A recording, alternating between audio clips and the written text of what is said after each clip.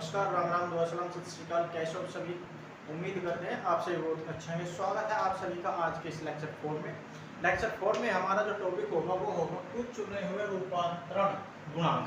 अब ये रूपांतरण गुणांक क्या होते हैं इनके बारे में हम यहाँ पे डिस्कस करेंगे। 5 मिनट फास्टेस्ट रिवीजन के लिए तैयार हो जाइएगा, नोटबुक और पेन लेकर आप लोग बैठ जाइएगा। अगर आपने अभी तक हमारे चैनल को सब्सक्राइब नहीं किया तो चैनल को भी सब्सक्राइब जरूर कर लेना, जिससे कि हमारे नए नए वीडियोज और इम्पोर्टेंट फैक्ट्स आप लोगों तक टाइम टू टाइम पहुंचते रहे। तो चलिए शुरू कर लेते हैं आज के इस लेक्चर 4 को।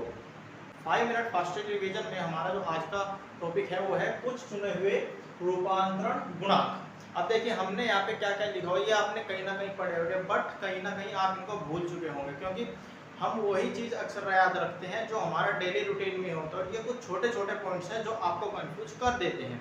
ठीक है, अब देखिए समझिए, यहाँ पे जो 180 degree equals to pi radian.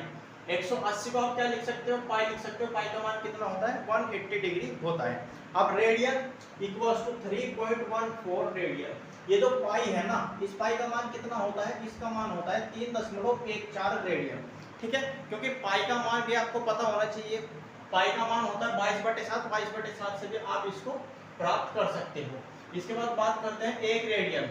एक रेडियन इक्वल्स टू होता है 57.3 डिग्री रेडियन। ठीक है, अब यहाँ पे जो दशमलव है ये भी इंपॉर्टेंट है, 57.3 डिग्री रेडियन। देखिए अगर जो हमारा दशमलव होता है, दशमलव के बाद जितने भी अंक होते हैं उनको हम एक एक करके पढ़ते हैं, ये आपको ध्यान रखना है। ठीक है, क्योंकि पढ़ने का तरीका भी आपको आना चाहिए। इसके बाद बात करते हैं एक एंगस्ट्रॉम।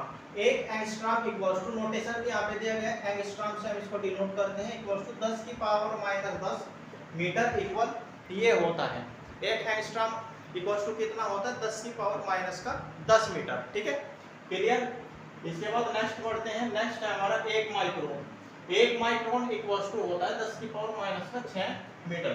देखिए जो छोटे छोटे पॉइंट्स हैं 10⁻⁶ मीटर, अगर आप इनको तैयार करते हो तो ये आपको फिजिक्स जो होता है उसमें हर एक जगह बेहद ज़्यादा हेल्पफुल होंगे। और जो हमारे कुछ पॉइंट्स तो ऐसे हैं जो आपको मैथमेटिक्स में मिलते हैं, जैसे पाई का मान हो गया। पाई का मान कितना होता है, 180 होता है। अब पाई का मान कहीं कहीं फिजिक्स में दे दिया जाता है कि पाई इक्वल्स टू 22/7 लेना है। और मैथमेटिक्स में भी जो 10th क्लास के ऊंचाई और दूरी वाले क्वेश्चंस होते हैं, हाइट डिस्टेंस वाले क्वेश्चंस होते हैं, उनमें क्या होता है, उनमें पाई का मान दिया गया होता है कि भाई आप 3.14 लीजिए, फिर 22/7 आपको लेना है, वहाँ पे डिनोट कर दिया जाता है। अगर डिनोट नहीं किया गया होता है तो वहाँ पे हम कितना मान लेते हैं, 22/7, या फिर अकॉर्डिंग टू सिचुएशन हम वहाँ पे पाई का मान यूज करते हैं। बात क्लियर। इसके बाद हम बात करते हैं रेडियन की। रेडियन के भी वहाँ पे दिया गया होगा कि भाई कितना लेना है, अन्यथा आप क्या कर सकते हो, जो आपके पास मान है उसको आप यूज करिए। बात ठीक है। इसके बाद रेडियन इक्वल्स टू आपने समझ लिया है। अब बात करते हैं यहाँ पे एंगस्ट्रॉम। एंगस्ट्रॉम बराबर आपको बता दिया गया है, माइक्रोन बराबर भी आपको पता चल गया है कितना मीटर ये होता है। इसके बाद बात करते हैं एक कैलोरी। एक कैलोरी इक्वल्स टू कितने जूल के बराबर होता है, ये होता है 4.18 जूल। ठीक है, एक कैलोरी इक्वल्स टू होता है 4.18 जूल के इक्वल।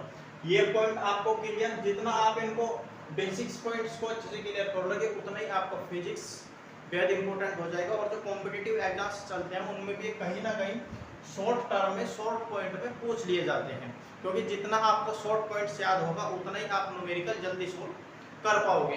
अब नेक्स्ट बढ़ते हैं। नेक्स्ट है 1 लीटर। 1 लीटर इक्वल्स टू कितना होता है, 10⁻⁻3 metre cube, that is 10⁻⁻3 metre की घात 3। बात ठीक है। अब जो लीटर वाली बात है, यहाँ पे ये जो हमारा यूनिट्स होता है ना, इकाई, kilo, hecto, decametre, deci, centimetre, इन सब से मिलकर बना होता है। अगर आप कहोगे कि हमको इसमें भी दिक्कत है तो इसको हम आपको अलग से एक वीडियो बनाकर दे देंगे, जिससे कि आपका ये भी पॉइंट क्लियर हो जाए। ठीक है, अब नेक्स्ट बढ़ते हैं। इसके बाद बात करते हैं 1 milli micron. 1 milli micron equals to होता है 10⁻⁹ metre. 10⁻⁹ metre equals to 1 milli micron. ठीक है, ऐसा नहीं है कि 1 milli micron equals to 10⁻⁹ metre, यही पूछा जाएगा कि भाई 1 मिली माइक्रोन इक्वल्स टू कितना होता है। ऐसा भी पूछ लिया जाता है कि जो हमारा 10⁻⁹ मीटर है ये किसके इक्वल होता है, ये किसके इक्वल चलता है। तो ये इक्वल चलता है 1 मिली माइक्रोन की। ठीक है, इसके बाद में बात करते हैं 1 किलो कैलोरी। 1 किलो कैलोरी जो ऊर्जा होती है, क्योंकि ऊर्जा का मात्रक भी क्या होता है, जूल होता है हमारा। ठीक है, तो 1 किलो कैलोरी की जो ऊर्जा होती है वो बराबर होती है 4.18 गुना 10 की पावर 3 जूल। ठीक है, 4.18 गुना 10 की पावर 3 जूल। ये जो 10th क्लासेस के जो एग्जाम होते हैं उसमें भी ये एक एक नंबर में पूछ लिए जाते हैं। ठीक है, अब उसमें अगर एक नंबर के पूछ लिए जाते हैं तो कॉम्पिटिटिव एग्जाम में समझ सकते हो कि आप कितना बेहद ज्यादा इंपॉर्टेंट है, कितना इंपॉर्टेंट इनका रोल होता है कॉम्पिटिटिव एग्जाम्स के लिए। बट ठीक है, इसके बाद लास्ट पॉइंट हमारा बचता है 1 electron volt. 1 electron volt equals to होता है 1.6 गुना 10 की पावर माइनस 19 जूल। 1.6 गुना 10 की power minus 19 joule 1 electron volt के इक्वल होता है।